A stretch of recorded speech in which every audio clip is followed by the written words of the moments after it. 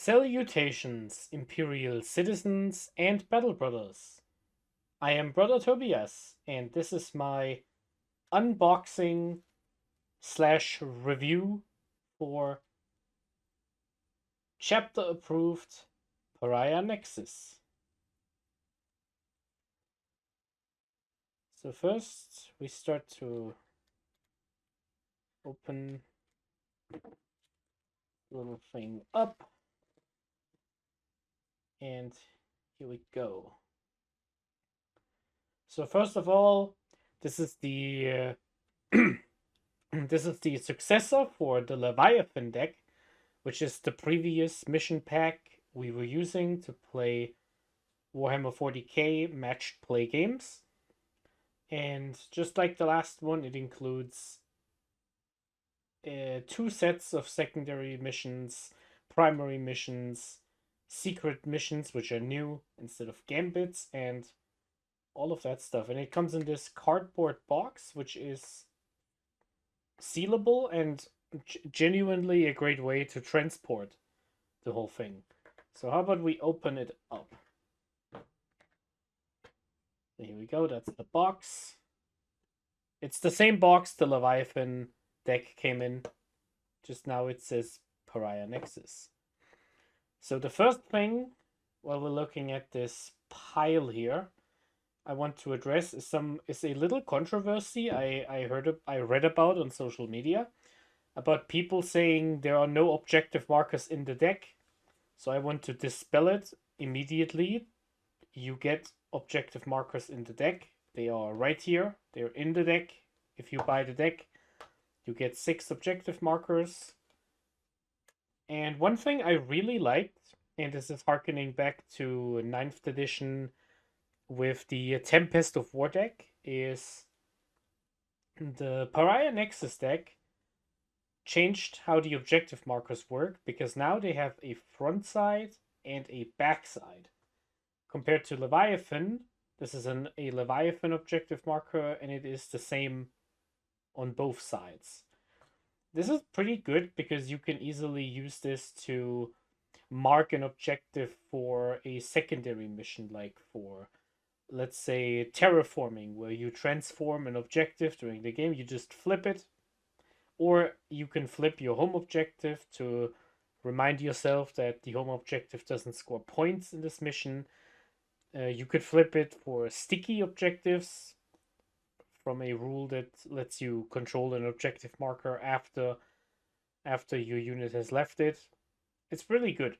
I really like this change, and I like that you still get 6 of these. Usually you use 5, but there's a secondary card that stayed the same, which gives you a 6th objective marker. And all of them have the different back.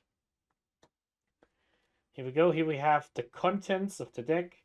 9 deployment zones, which is 1 more than last time. 10 mission rules. 9 primary missions. And 18 attacker and defender missions, which is 2 more than we used to have. And 4 secret missions, which replaces the gambits and is 1 more secret mission than we used to have gambits. Next we have, you can open this little booklet, and it tells you the sequence of play, in which order you do everything, create the battlefield. It explains to you what fixed missions are right here. It gives you the new order stratagem, which has changed some restrictions for reserves, how you deploy, how many victory points you should get from everything you do. And I also really like this one. This one gives you a little bit of advice on all the deployment zones. So you get some symbols marking what is happening on the card, and those symbols are explained in the booklet. So this booklet is a lot better than the Leviathan booklet. It's also 1 side more. I think the Leviathan booklet had 4 pages instead of 5. And all of them are being used. So I really appreciate that. So let's go in order, I think. Here we have deployment, search and destroy. It's the same. It's the same deployment we used to have in 9th edition and 10th edition. Crucible of Battle is still here. No changes on the objective markers. Just 2 diagonals on the long edges of the board. Dawn of War. Dawn of War has changed a little bit because now the deployment zone goes 12 inches in instead of 12 from the center. So you have 2 inches more depth into the center, which makes this a bit better for melee armies, I believe. Hammer and Anvil, unchanged, 18 inches, long sides. Now here we have the new ones. The first one, Sweeping Engagement. This one replaces the old diagonal with 2 of these little stairs. Those little stair deployments. And this is pretty interesting because these 2 corners here are really close to the center and to each other. So in melee matchups, you can really go in from the top, especially because you can reach the enemy home objective pretty easily from this spot if you just want to push. Same thing here. We have a Hammer and Anvil replacement, but with the stairs. This one is also interesting because it is Hammer and Anvil, but the deployment zones are closer by 2 inches on the furthest corners here. So I think this one seems a bit more balanced than this one, but that's just what I immediately think. So those are your 6 deployments for Pariah Nexus. Here we have Purge the Foe. Purge the Foe is the same mission it used to be, with one exception. The condition where you get 4 extra points if you kill more units than your opponent. You can't get that on turn 1, so the second player doesn't massively benefit how the mission is scored on the very first turn of the game. Unexploded Ordnance is the same as retrieve servo skulls from the old mission. This mission is very hated because it is bad and unbalanced, and unfortunately it is still bad and unbalanced. The only good thing about it is in order to move the objectives, you now have to do an action to do it. So instead of just standing around and not doing anything to move the objective towards your opponent, you now have to dedicate a unit to the task, but it is still a bad mission. Terraform. This one is new. It is basically a game of 40k where you take and hold for 4 points, but you get 2 additional points for each objective you completed the terraform action on. And that lasts for the entire game, even if you lose control of the objective. So if you go and terraform 3 objectives in No Man's Land on turn 1, you will get 6 victory points until the end of the game. And you don't have to do anything else. So this is pretty good. Because if you terraform everything on turn 1, you get 6 primary for 4 turns. That is a 24 primary, even if you never hold an objective again. Really interesting. Linchpin. This one is really simple but also exciting. Basically, you score 3 victory points for each objective you control, unless you control your home field objective. In that case, you score 5 points for the No Man's Land objectives instead of 3. This is really good, and this will most likely be a very common mission you will play. Supply drop is unchanged from how it used to be. You still declare and determine an Omega and Alpha objective, which are then removed on respective turn 3 and 4. This mission is very, very good if you are the player going second, because you can get that 15 points on turn 5. Burden of Trust. This has replaced the old Sites of Power. Sites of Power used to be a primary where you would get extra points if you hold an objective with a character model in No Man's Land. This one now says if you control an objective with a unit and the unit didn't die, you get extra points for it. The Ritual. This one is very similar to how it used to be. You still start with one objective in the center, two objectives that don't score in each deployment zone, and then you use the action, the ritual action, to create new objectives during the game. I already played this one, and one of the changes, which is you now have to be exactly 12 inches away from another marker instead of 9 inches, means you now have to spread out a little bit more, and you don't have to put it in the same spot away from your deployment zone every time. This mission is fun, but it is still a bit wacky. Scorched Earth is the same. Pretty much, you now do an action to destroy an objective marker, but one change that is pretty important. I'm pretty sure you now score 5 points for each objective you burn instead of once per game. Each time a player whose turn is burns an objective marker, the player scores 5. Yeah, each time. So yeah, if you so in 10th edition in Leviathan, if you burn 2 objectives in No Man's Land, you would still only get 5 points. So in this one, you get 5 for each one you burn. That's really good. And last but not least, we have Take and Hold, the classic 40k. Hold up to 3 objectives, and you get 5, 10, or 15, depending on how many you hold. Take and Hold.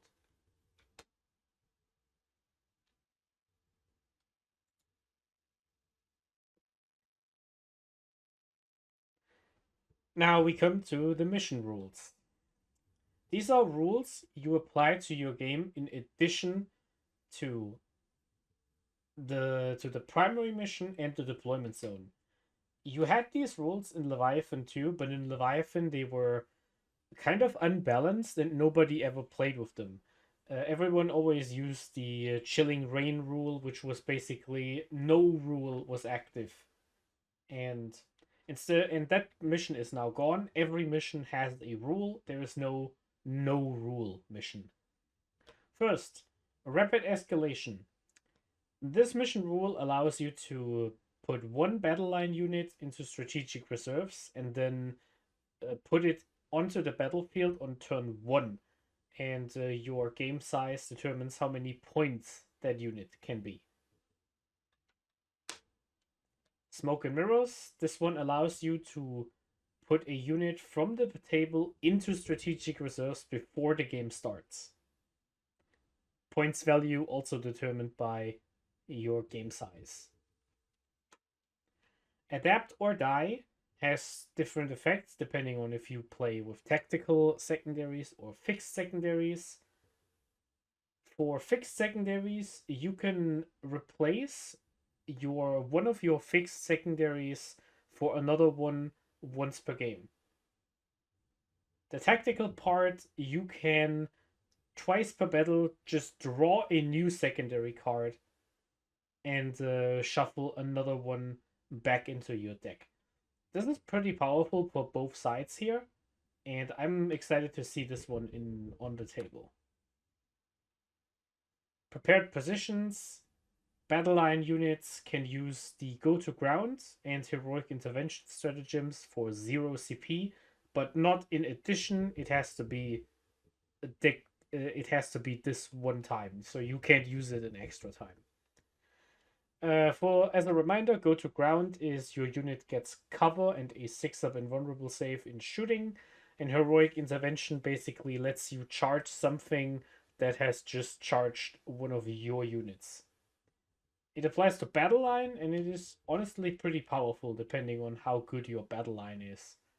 For example, I think Death Guard really likes this with their Fight First Plague Marine battle line. Fog of War. On turn 1, every unit on the battlefield has the benefit of cover, and you cannot use core stratagems except for new orders. This one is a bit wacky because in theory this is fair because both sides are affected by this, but if you play an army like Votan or Tau who just ignore cover, this is very one-sided. Hidden supplies. This one basically creates a 6th objective marker, so you play with 6 instead of 5. And it's the same as it was in Leviathan. Stalwarts. Battle line units can perform actions while they are in combat, or they can shoot while they are doing an action. This can come up if you have good battle line with guns like knights, for example. Swift action. Battle line units can advance and fall back in order to do an action. This is really powerful. This gives your army a bit more reach depending on what your draw is, if you have some battle line in your army. Inspiring leadership. While your warlord is not in your deployment zone and you are within 9 inches of your warlord, you get +1 to your leadership. I don't know how often this comes up, but if this is in your mission pack, Chaos Knights, Chaos Demons, and Tyranids get a little bit worse, and Chaos Space Marines get really good.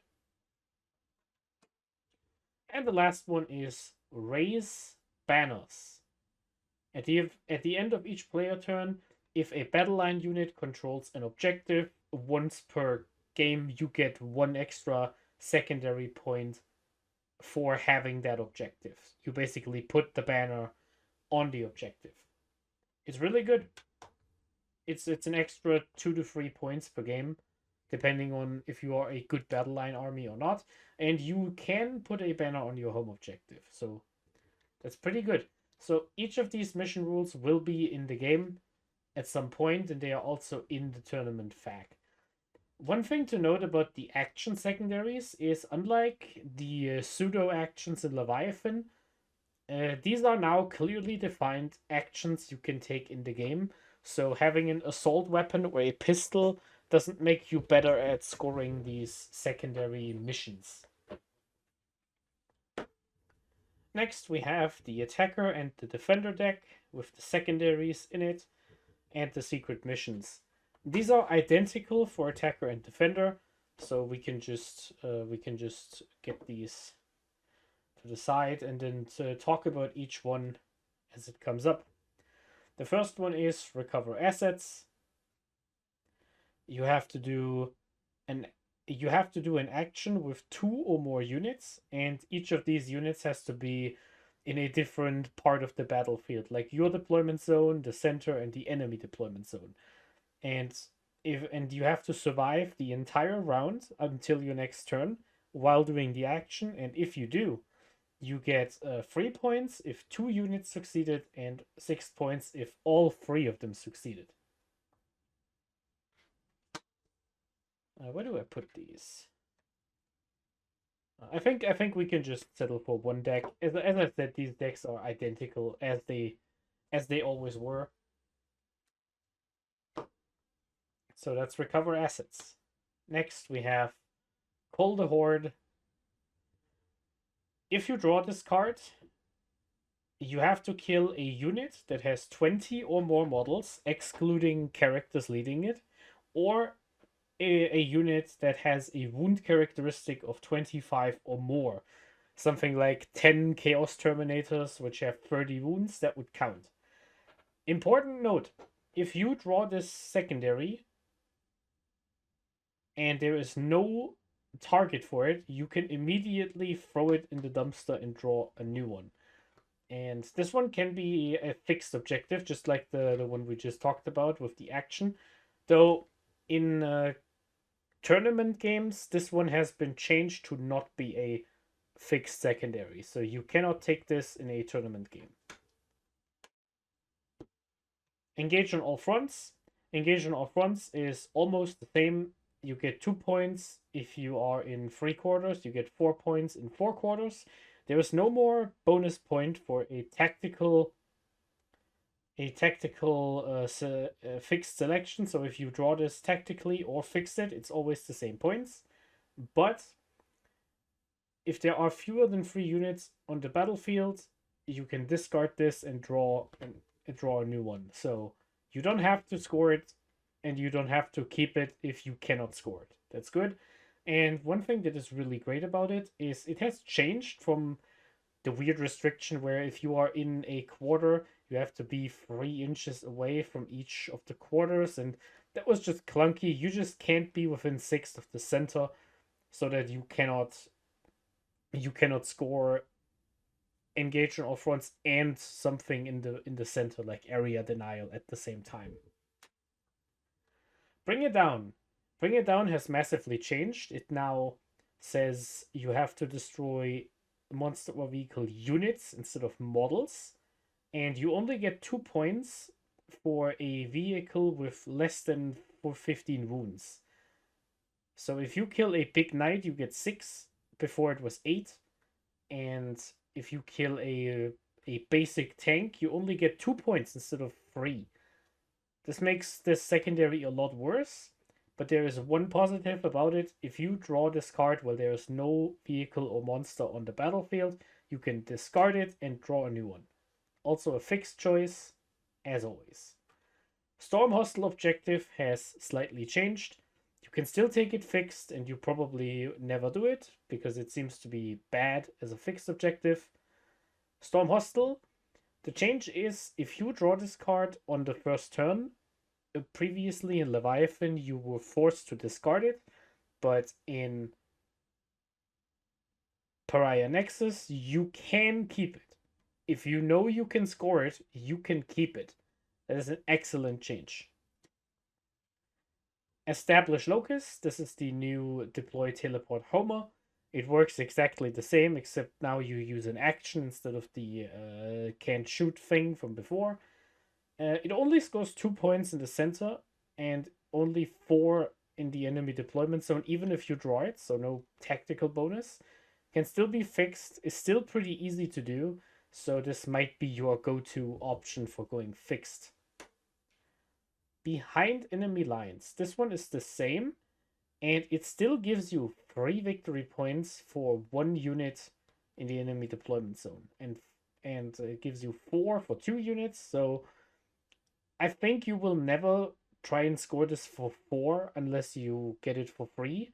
Like your opponent doesn't have anything in their deployment zone to kill you.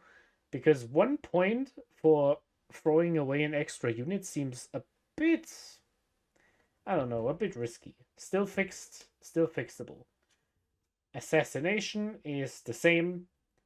You can still redraw it if you take it and there's no characters, and you score it automatically, so that's great. No real changes for this one. Cleanse. Cleanse is the same as before. It just requires an action instead of no action. And I'm pretty sure you can't cleanse 2 objective markers now. That objective marker is cleansed to do the action. Yes, so you can't cleanse 2 objectives at the same time, which on some missions was possible, or if you had a base that was wide enough to be within 3 of 2 objectives, like with a knight. Those are all the fixed objectives.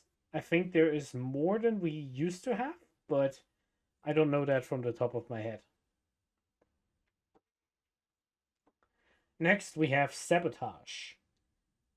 One of your units has to do an action in a terrain feature outside of your deployment zone, and you have to survive for the whole battle round. And if you do, you get 3 points if the terrain was outside of your deployment zone and not in your opponent's deployment zone, and you get 6 if it was in your opponent's deployment zone. This is a really good card if you can make it work and keep your units safe. Secure No Man's Land. It's the same as always. 2 points for 1 objective, 5 points for 2 objectives. Extend Battle Lines is also the same. 5 points if you control your home objective and 1 objective in No Man's Land, or 2 points if you only have one unit left and you control any no man's land marker. This will probably never come up. Interestingly, if you don't control your home objective, you are not allowed to redraw this, so you actually have to try to score it. Area denial. This one has changed with the range, and the wording has been clarified. End of turn. If you are within 3 inches of the center and there are no enemies within 3 inches of the center, you get 2 victory points. And if you are within 3 and there is no enemy within 6, you get 5 points. No more of wholly within 6 for you and no within 3 for the opponent. But if your opponent was within 6 but not within 3 and you weren't there at all, you got it changed. It is now clean and it is easier to do, in my opinion, because you don't have to be wholly within 6 of the center anymore. Defense Stronghold. This is one of the best cards, in my opinion, because it is just really easy to score. Can score turn 1, you shuffle it back, and it scores you 3 points if you keep your home objective for 1 battle round. Drawing this on turn 2 is usually a free 3 points, which is good. Containment. And this one replaced Investigate Signals, where you have to be wholly within 9 inches of a battlefield edge, which is, for example, if you play Dawn of War like this, and you have to be on the side. You have to be on the sides of that.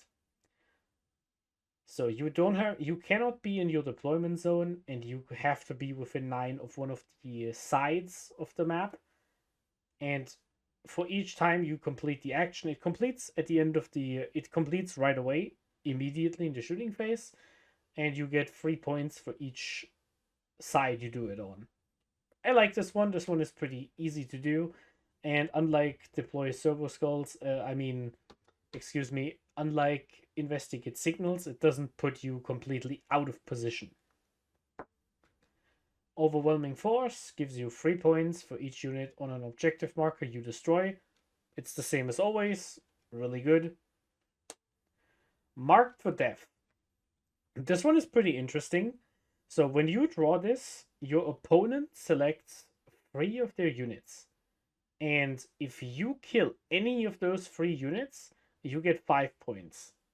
This card is really, really difficult to score if your opponent isn't already dying, or if your opponent doesn't have a high amount of units. One caveat to this is if your opponent selects a unit and it goes back into reserves, that counts for you to score the 5 points. So you don't have to kill it. If it leaves the battlefield, that also counts. So if your opponent selects the wrong thing, you might get to lock down a unit on the table, but generally, I think this unit isn't, the secondary card isn't that great. And last but not least, the true classic, No Prisoners. You get 2 points for each unit you destroy, up to a maximum of 5. So if you kill 3 units, you get 5 points. Good card, always a good card. It's bad on turn 1, it's good in any other turn of the game. That's the great one. So those are the secondary objectives, and the defender and the attacker still have the same deck as before. It's 18 cards, so there are 2 more cards than before, but there is a little bit of a buff, and that is the previously mentioned new order stratagem, where you can pay 1 command point in your command phase to draw a new secondary card. And this is important because unlike Leviathan, you can do this as many times as you want.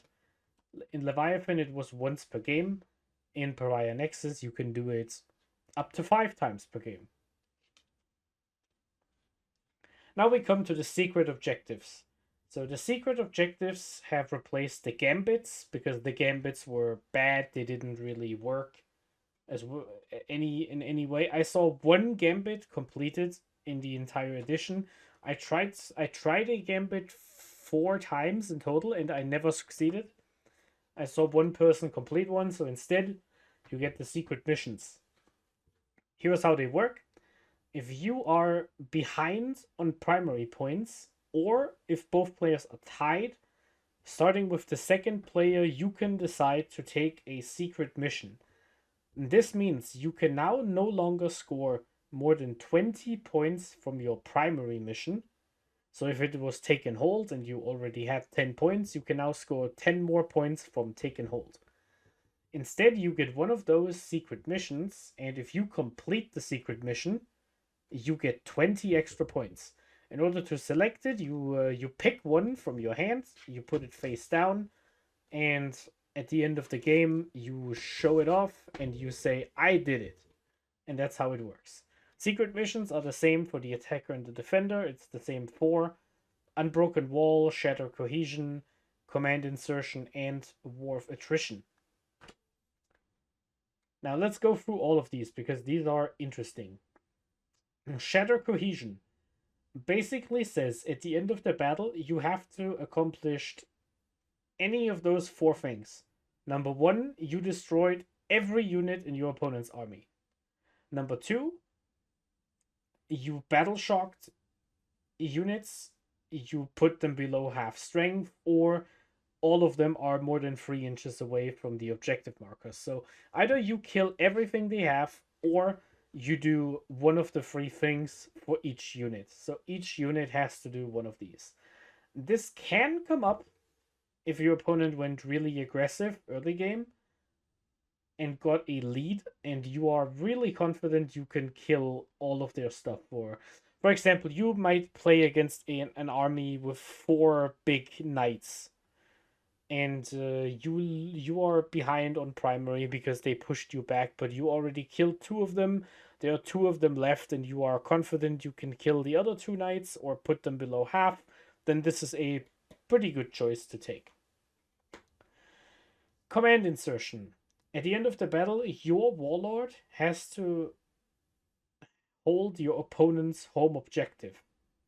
And this one is surprisingly doable, but requires you to have a warlord with some amount of mobility. The reason why this is so doable is because a lot of the primary missions don't actually give you points for holding the home objective. So if you have a way to get your warlord extra movement, like Fire and Fate, or putting them back into reserve and then entering the battlefield, this is honestly pretty easy to do.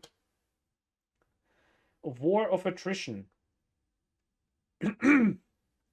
Excuse me. So War of Attrition. At the end of the battle, 1 or more battle line units from your army have to be within your opponent's deployment zone, and none of the following conditions apply. Either your opponent cannot have battle line alive, or any battle line they have alive cannot be in their deployment zone. This one is the easiest to do. This one is the one that should actually get you to take at least 1 battle line unit in each army you play. Even if battle line units are bad for your army, like with Space Marines, you should take 1 unit just to make sure your opponent doesn't get this without putting in any effort. If you play an army like Grey Knights or Genestealer Cults or any of these, this is so easy to do. You just pick up the unit and put it down and you get the points. It is really good. The last one, Unbroken Wall. At the end of the battle, if you control 3 or more objectives in no man's land, you get, or your opponents, not in your deployment zone, you get 20 points. This one is situationally pretty good, because if you take this on the ritual as someone who goes second with an aggressive army, instead of putting down objective markers yourself, you can just let your opponent do it and then take their objective markers, and at the end of the game you get the points. Which might be a good way to do this.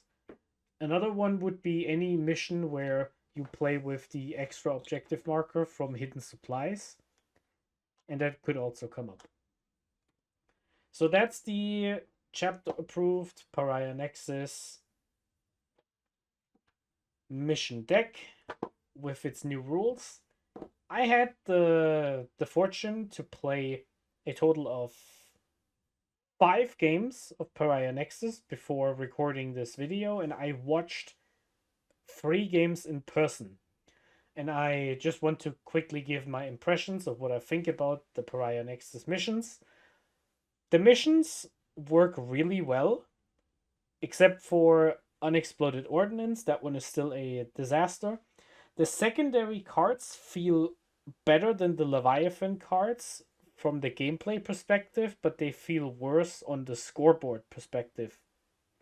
What I mean by that is all of the secondaries now come in 3s and 6s and only very rarely in 5s. It is like 2 and 2 and 4 and 3. So overall, your scores are a lot lower than they used to be. So you don't get 3s and 5s every time you score a card. But in exchange, it is very unlikely to end up with a secondary card you cannot score. Either you can score it because you can do an action somewhere, or you can immediately discard it because it cannot be scored, like Bring It Down or Cull the Horde. That part is really interesting. The mission rules, on the other hand, I have found to be somewhat unimpactful overall. I think none of these are particularly important in most games. I think Hidden Supplies is the one that makes some missions a bit easier or harder to play. And all the other ones I think are pretty unimpressive. Even the ones that make your battle line units better. It is nice to have as a buff, but genuinely, just because you see that battle line units can advance in action, I wouldn't take more battle line. The reason to take more battle line is the War of Attrition secret mission, not this mission rule stuff. That was my review for chapter approved Pariah Nexus. I will put some timestamps into the description so you can jump around, see what you like, see what you don't like, and please tell me what you think. And if you want to see more unboxings and reviews like this, tell me in the comments. For courage and honor, we march for McCraig.